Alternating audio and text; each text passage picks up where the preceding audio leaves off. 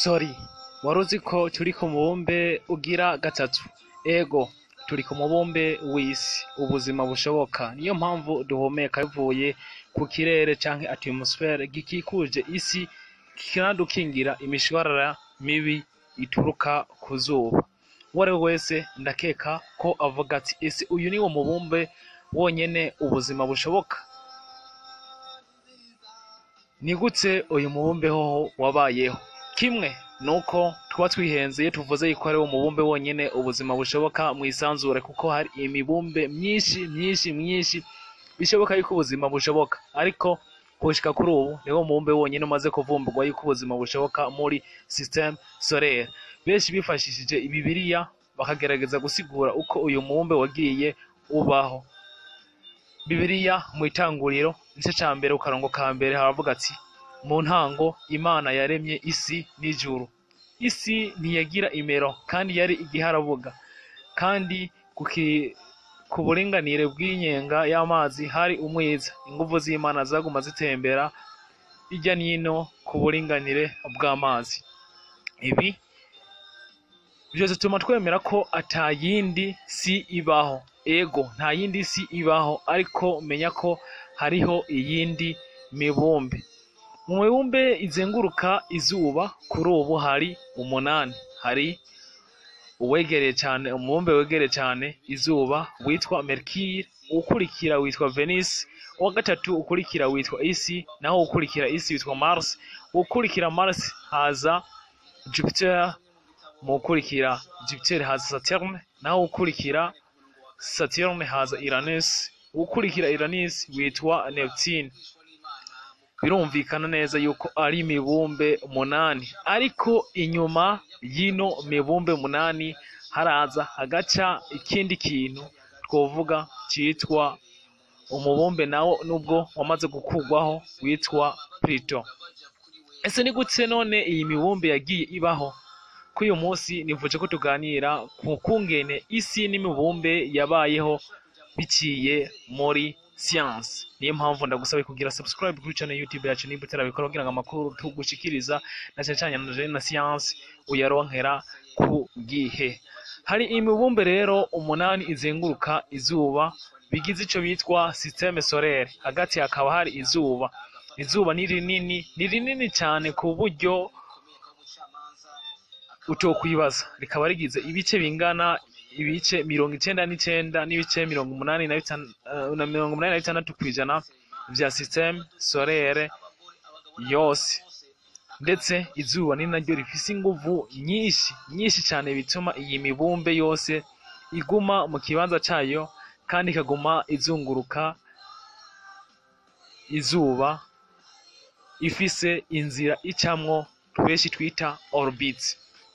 Haraciye hafi imyaka miliyari 13 canke 15 habaye iturika ridasanzwe benshi bise Big Bang. Big Bang ni iciyumviro ngenderwako canke teori abanyasiyansi biyumviye kugira basigure icatumye haba imibumbe, inyenyeri, amabuye ari mu kirere benshi bitwa amakomete canke ama-asteroid, ndetse basigure n'igituma haba ivyitwa amagalaxy n'ibindi. Ibi vyose bikaba vyavuye icitwa univers. Iri turika rero niryo ryatumye haba icitwa umwanya canke temps, ndetse bituma haba imibumbe, iteraniro ry'inyenyeri canke galaxy, arivyo vyazanye icitwa univers. Univers ntigira intango n'iherezo, kuko kugeza ubu abanyasiyansi bataravumbura iherezo ryayo. Iturika rya Big Bang rero ryatumye hatangura kubaho utugingo duto twitwa amaproton canke amaneutron. Inyuma y'iki gihe utu tugingo twavyaye utundi twari tugizwe na helium canke na hydrogen, benshi twita ama atome. Izi nizo atome zibiri rero zigize univers ku rugero runiniya cane gose. Buke utu tugingo nka oxygen ndetse na fer vyagiye bibaho inyuma yuko uzizani zarabayeho, ariko kubera ubushuhe muri iki gihe bwari bwinshi, utu tugingo twa hydrogen na helium twagiye dutembera cyane mu kirere, ariho twahura n'utundi kubera nyene hari habaye iturika n'isanzara mu kirere. Uku kwihuza vyagiye bivyara ivyitwa nuage canke ibicu. ibyacu. Ibyiza by'itandukanya rero vyagiye vyiyegeranya, ni nako vyagira icitwa inyenyeri. Inyenyeri nyinshi zaba zegeranye zagiye zishigwa mu rugero rumwe, bazitwa galaxy. Galaxy tuzi ubu ni nazo vyagiye bigenda. Galaxy isi irimwo yacu tubayemwo yitwa Voie lactée canke Voie lactée ya Milky Way mu Congereza. Nkuko twabivuze, mu kwihuza kwa atome ya hydrogene ndetse na atome ya helium vyatuma havuka inguvu nyinshi cyane bita energy, arivyo vyitwa fusion nucléaire.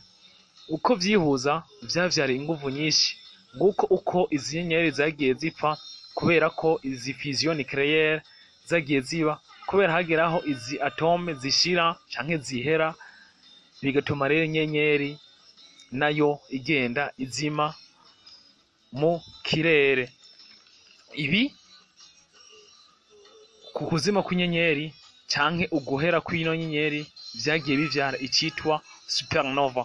Ibi vyatumye ubundi butare canke atome buvuka. Aha twavuga nka atome ya hydrogene na atome ya carbone ndetse na atome ya fer, butare bw'ibuye bwavutse kubera yuko inyenyeri yaba izimye canke inyenyeri yizimye, hacavuka buno butare bwa oxygene na fer. Ariko inyenyeri ikaba igizwe cyane na atome ya hydrogene ndetse na helium. Ibi navyo rero bizana ivuka ry'iyindi nyenyeri. Ibi ni nako rero vyagendeye rero ivuka ry'inyenyeri n'imibumbe yacu tufise kugeza ubu. Izuba kuvuka, aho izuba gituma ryaravutse, izuba ni inyenyeri igira kabiri yavutse ubwa nyuma yuko iya mbere yari yarazimye. Ibi vyatumye haba igicu twitwa nebuleze. Iyi nebuleze yari igizwe n'umwuka canke gaz, intumuka canke umukungugu vyasanzaye inyuma yuko inyenyeri ya mbere yari yarazimye, habaye icitwe supernova. Irere iturika ryatumye haba isanzara mu kirere kubw'inguvu zo kwikwegera ko benshi bita cavitation. Buri gapande kaciye gakwega kandi ariko kagenda kizunguruka ko mu vyitwa rotation, gafata inzira orbite. Uko kizunguruka ko ni nako umuvuduko wagenda uraza ugafata forme benshi bitwa aplatissement. Atome zifise inguvu nyinshi zagenda zija imbere. Ibi navyo vyagira utubumbe duto duto, naho ama atome afise inguvu nyinshi nka fer zikagenda zinjira indani zikafata ikibanza citwa noyau. Uko twabivuze rero, uku kwihuza kw'ibisigazwa kwajana n'ubushuhe ndetse n'inguvu temperature ndetse na pression zaba zigize izi nebuleze. Helium na hydrogene nyinshi zagiye zegerana zifata icitwa izuba, haraciye imyaka hafi imiliyari zitanu. Mu gihe ibindi bisigazwa kure bitegereye inyenyeri y'izuba navyo vyagenda vyihuza bigira icitwa umubumbe. Ni nako ino mibumbe yacu yagiye ibaho. Nkuko mubibona, haba ukwihuza kwa mbere kw'ama helium menshi yaba yegeranye na hydrogene vyavyaye izuba, ariko inyuma kure yaho ni nako ubundi butare bwagenda bwihuza bukavyara icitwa imibumbe nkuko mubibona ngaha. Umubumbe rero umwe wagenda wizungurukako ariko ufata inzira uzunguruka inyenyeri niniya, arivyo vyitwa revolution. Uku niko umubumbe ufata inzira mu citwa rero revolution. Bituma umubumbe wa Mercure ufata inzira, umubumbe wa Venus ufata inzira, naho umubumbe w'isi nawo ugenda ufata inzira. Uku rero vyatuma imibumbe yegereye izuba izunguruka ku muvuduko urengeje, aho imibumbe nayo yegereye kure y'izuba igenda gahoro. Ibi ni navyo biba umubumbe wa Mercure ufise umuzunguruko muniniya utokwibaza aho uzunguruka izuba mu misi yo ngaha ku isi 88 gusa, mu gihe natwe tuzi yuko isi yacu izunguruka izuba mu misi 365 ndetse n'imisi n'amasaha 6. Umubumbe rero wa Mercure wowo ugenda ibirometero 48 gusa ku isegonda, mu gihe isi yo igenda ibirometero 24 ku isegonda. Umubumbe wa Jupiter wowo ugenda ibirometero 13 ku isegonda. Ibi ariko nubwo biruko hari ibindi bitagiye vyishira hamwe ngo bigire imibumbe, ari vyagiye biba bito bito navyo bikaza kuzenguruka mu kirere. Muri système solaire hari ivyitwa amakomets, ama-asteroide benshi bafata nk'amabuye, navyo rero nibisigazwa vyagiye biba mu gihe imibumbe yariko iri foroma. Système solaire yacu rero iri gizwe n'inyenyeri imwe rukumbi izengurukwa n'imibumbe 8.